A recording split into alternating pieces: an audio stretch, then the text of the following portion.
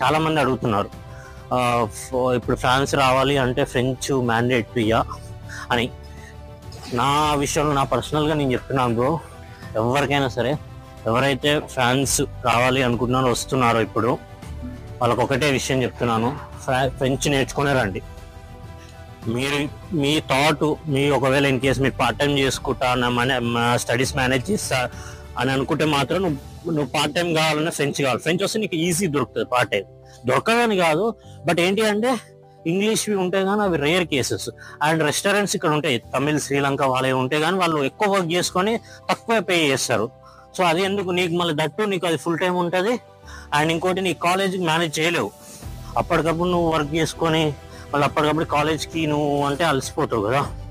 So అందుకే చెప్తున్నాను, మీరు ఎవరైనా సరే ప్రాసెస్ ఎవరైతే చేస్తున్నారో ఫ్రాన్స్కి ఫ్రెంచ్ కొంచెం బేసిక్ నేర్చుకొని అయినా రండి.